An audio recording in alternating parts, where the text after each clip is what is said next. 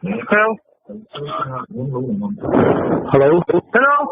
Eh, Manun. Tanga. Manun. Manu na hello. Man ni kalau belok tengam lah. Manu ni kanam lo.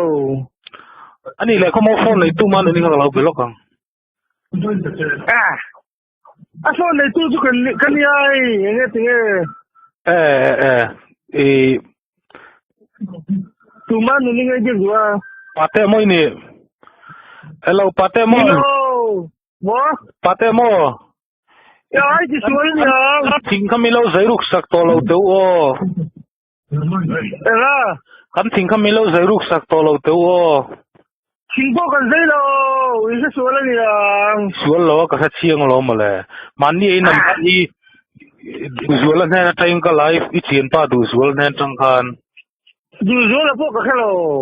Tikhan in tide sai se la.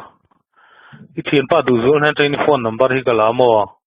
Du suai la po ka hello. Oi pam ten rap sia man ni ya.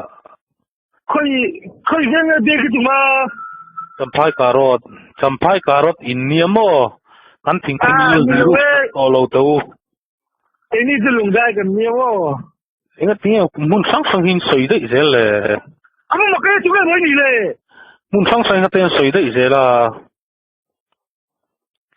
Kau ni ya, tu Kan ting hi mi lo zai ruk sak to lo teu. Anh chính là về đây, chính đây nằm gần đi lâu à. Kan ting in zai ruin thala zembo ga ge ta in bui thu te po kan thele lek anua.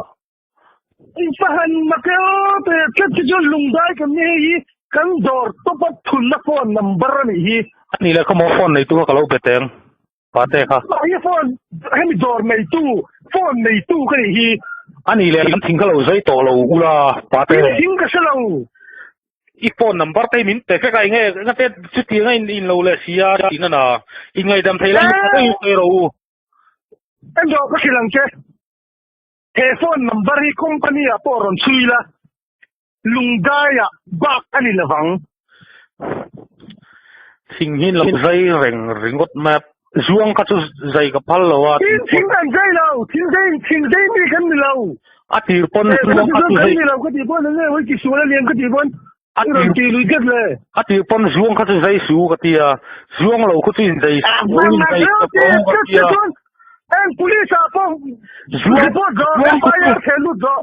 Zuang ku chu zai su zuang lo ku chu zai chok. FIR khen lút đó, zuang cái lâu. Po in lo la. Cho bắt một chắc theo. Ka du mi lo ni ti da ni. Du lâu som sari mà lá. Chính dây kan mi lâu. Ani ni na tingin zai lo in. Bên à. Tingin zai le ni ti thina. Dor kan na khay dor. Una ma in dom na zong in khen in te pa kan non en zaka an ho ton ti chewa. Khoi ven ngay nhà nang ma hi. Sampai karot. Sampai lam pang kan ni lâu lungdai ni hi. Eka ten ni lo ri soi mai le. Apa mak te pitmei kaman shatla te. Zo. Ingat dia.